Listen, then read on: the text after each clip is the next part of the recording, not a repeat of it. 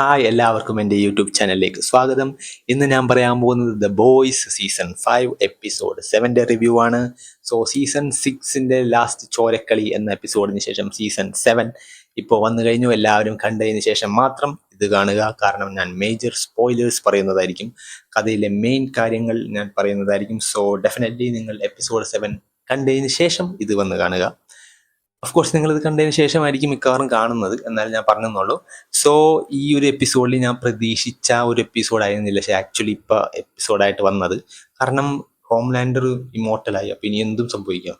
പുള്ളി മെയിനായിട്ട് ഉള്ള എല്ലാവരെയും തീർത്തിട്ട് വേണമെങ്കിൽ ടോപ്പിൽ വന്നിരിക്കാം വിത്തൗട്ട് ഒന്നും ചെയ്യണ്ട. ബട്ട് ഇത് വിചാരിച്ച പോലെ അല്ല ഈ എപ്പിസോഡ്. ഞാൻ വിചാരിച്ച പോലെയല്ല വന്നത്. കാരണം ആസ് യൂഷ്വൽ പുള്ളിയുടെ പരിപാടികൾ തന്നെയാണ് പുള്ളി വീണ്ടും കാണിച്ചുകൊണ്ടിരിക്കുന്നത്. പുള്ളി എന്തൊക്കെയാണ് ഈ പുള്ളിയുടെ പ്ലാൻ, അതൊക്കെ തന്നെയാണ് പുള്ളി വീണ്ടും ചെയ്യുന്നത്. PR പരിപാടി, അങ്ങനെയൊക്കെ എക്സെട്ര എക്സെട്ര എക്സെട്ര, ഗോഡാകാനുള്ള കുറച്ച് പരിപാടികളൊക്കെ. സോ അതെനിക്ക് ഭയങ്കര ഓക്കെ, ഇത് സെയിം ഓൾഡ് സാധനങ്ങളാണ് കാണിക്കണതെന്ന് നോക്കുക. എനിക്ക് അത്ര വലിയ ഇൻട്രസ്റ്റിംഗ് ആയിട്ട് തോന്നിയില്ല തുടക്കത്തിൽ.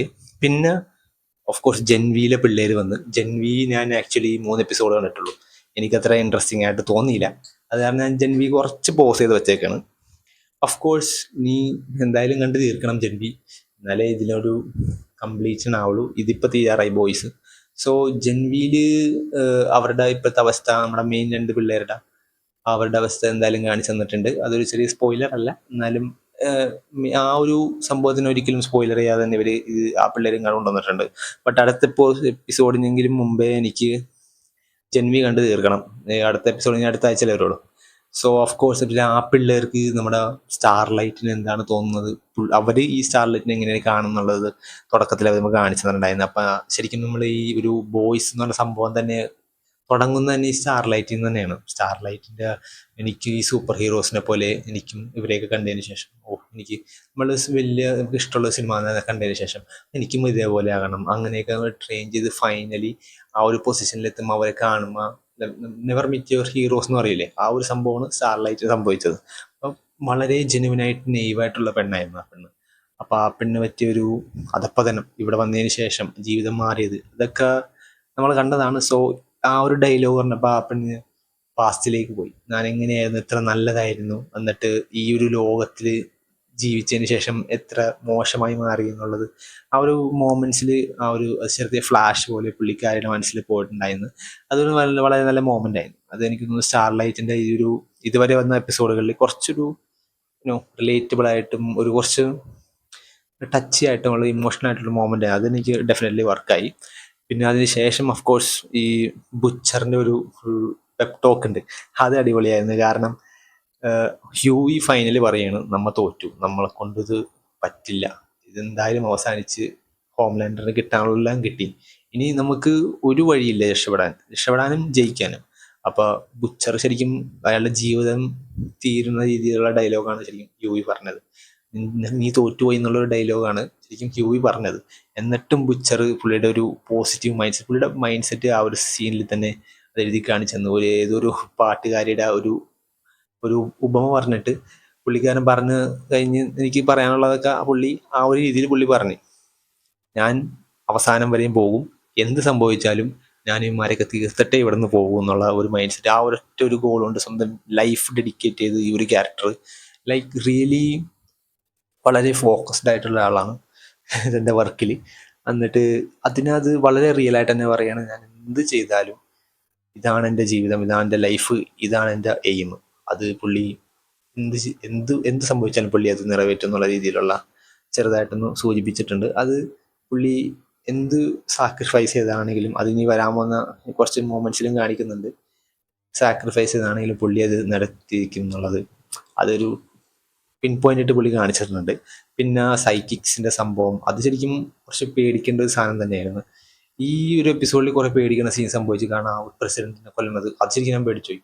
അത് പെട്ടെന്ന് ഇങ്ങനെ കാണിച്ചപ്പോൾ അത് നമ്മൾ മറ്റേ എന്തിനെല്ലാം അടിക്കൂലേ, ആ ഒരു സീനായിട്ട് എനിക്ക് ഓർമ്മ വന്നത്. ആ ഒരു ശരിക്കും അത് പെട്ടെന്നൊരു പേടിക്കുന്ന ഒരു പെട്ടെന്ന് ജംപ് സ്കെയർ പോലത്തെ സാധനമായിരുന്നു. പിന്നെ സൈക്കിക്സിന്റെ സാധനമാണെങ്കിലും അത് വളരെ ഡേഞ്ചറസ് ആണ്. നമ്മുടെ ചാൾസ് സേവിയർ നല്ല ആളായത് നന്നായി. അയാൾ വില്ലനായിരുന്നെങ്കിൽ ഇങ്ങനെ സംഭവിച്ചാനെ. ഇത്രയും പേടിപ്പെടുത്തുന്ന ഒരു പവർ ഇല്ല. ലൈക്ക് നമുക്കൊന്നും ആലോചിക്കാനും പോലും പറ്റില്ല. നമ്മുടെ കൺട്രോളിലില്ലാത്തൊരു കാര്യമാണ് നമ്മുടെ തലയിൽ എന്ത് പോകണം എന്നുള്ളത്. അപ്പോൾ എനിക്ക് ഇതിനെക്കുറിച്ച് ആലോചിക്കാതെ പറ്റാത്തൊരവസ്ഥ എന്ന് പറയുമ്പോൾ നമുക്ക് സ്വിച്ച് ഓൺ ഓഫ് ആക്കാൻ പറ്റുന്നതല്ല നമ്മുടെ ബുദ്ധി, നമ്മുടെ ബ്രെയിനും. അപ്പോൾ അത് വളരെ ടെറിഫയിങ് ആയിട്ടുള്ളൊരു പവറായിരുന്നു. സോ അത് ആ ഒരു മൊമെന്റിൽ ശരിക്കും എന്ത് ചെയ്യാൻ പറ്റും? ലൈക്ക് എന്നിട്ടും അവരതിനെ മാക്സിമം പിടിച്ചിരുത്തി. പിന്നെ ഇതിലെ മെയിൻ ആയിട്ടുള്ള സംഭവം ക്ലൈമാക്സിൽ സംഭവിച്ചത്, അതിന് മുമ്പ് സോൾജർ ബോയിനെ അതെന്താണ് ലൈക്ക് പെട്ടെന്ന് തന്നെ പുള്ളി ഞങ്ങാട് ഒതുക്കി കളഞ്ഞ പോലെ ആയിപ്പോയി. കൊണ്ടുവരും വെറുതെ ഒതുക്കി കളയും. പുള്ളിക്കാരൻ വെച്ചാൽ ഇത്രയും പ്രൊട്ടക്ഷനുള്ള ക്യാരക്ടറാണ്. പുള്ളി റിയൽ ആയിട്ട് തന്നെ പറഞ്ഞു കഴിഞ്ഞാൽ എനിക്ക് നീ ദൈവം ഒരു കോപ്പൊന്നും അല്ല എനിക്ക് തോന്നിയിട്ടില്ല. നീ ഒരു കോപ്പും അല്ല. നീ ശരിക്കും എന്താണെന്നുള്ളത് ശരിക്കും soldier boy always keep it real. പുള്ളി മെയിനായിട്ട് കാര്യം പറഞ്ഞ് നീ ഒരു കോപ്പമല്ല, എനിക്ക് ഇവിടെ നിൽക്കണ്ട, ഞാൻ പോകുന്നുള്ള സംഭവം തന്നെ. അപ്പോൾ ഇത്രയും റിയൽ ആയിട്ടുള്ളൊരു ക്യാരക്ടറിനെ ശരിക്കും കൊണ്ടേ നടക്കേണ്ടതാണ് ശരിക്കും ഹോംലാൻഡർ, അല്ലാതെ ഇങ്ങനെ മറച്ചു വെക്കേണ്ടതല്ല. അയാളെപ്പോലെ ഒരാളുണ്ടെങ്കിൽ ശരിക്കും ഹോംലാൻഡർ നന്നായിട്ട് വളർന്നാണ്. അല്ല നന്നായിട്ട് വളർന്നാനല്ല, ബട്ട് സ്റ്റിൽ ഈ കീപ്പ് ഇറ്റ്. പുള്ളിനെ ഗ്രൗണ്ട് ചെയ്ത് നിർത്തി. ഇങ്ങനെ നീ നിലത്തിരുത്തുന്ന പറന്നിടക്കുന്ന ഹോംലാൻഡർ നിലത്തിരുത്തുന്ന ഒരു ക്യാരക്ടറാണ് നമ്മുടെ സോൾജർ ബോയ്. പിന്നെ ക്ലൈമാക്സിൽ നമ്മുടെ മെയിൻ സീൻ അത് അത് ശരിക്കും ഇമോഷണൽ ആക്കി കളഞ്ഞ്. ആണെൻ്റെ ഫേവറേറ്റ് ക്യാരക്ടറാണ് ഹ്യൂയി ഫ്രഞ്ചി. അത് ആ ഒരു മൊമെന്റിന് പേടിയായിപ്പോ നമുക്ക്. ഡും എന്ന് പറഞ്ഞ് ഇറങ്ങുമ്പോൾ ഒച്ചേക്കുമ്പോൾ ഹോംലാൻഡർ വന്നുള്ളത്. മിക്കവാറും ഇങ്ങനെ മരിക്കും. അതെങ്ങനെ വളരെ ക്രൂരമായിട്ട് മരിക്കല്ലേ എന്നുള്ളതായിരുന്നു പ്രാർത്ഥന. ലൈക്ക് ഒന്ന് ചെറുതായിട്ട് ഇങ്ങനെ തട്ടുമ്പോൾ തന്നെ പെട്ടെന്ന് ഇങ്ങനെ വന്നത് ശരിക്കും പണ്ടത്തെ ആ ഒരു ഹോംലാൻഡറിനോട് ഒരു പേടി ഉണ്ടായിരുന്നില്ലേ തുടക്കത്തെ സീസണിലൊക്കെ, അയാൾ വരുമ്പോൾ ഒരു പേടി, അത് ശരിക്കും ഈ സീനിൽ കാണിച്ചെന്ന്. ലൈക്ക് ശരിക്കും പേടിച്ചുപോയി ആ ഒരു ക്യാരക്ടറിന് എന്തെങ്കിലും സംഭവിക്കുക എന്നുള്ളത്. പിന്നെ ക്ലൈമാക്സിൽ പോയി എന്നിട്ട് എല്ലാവരും വന്നു, എല്ലാവരും ഉണ്ടായിരുന്നു.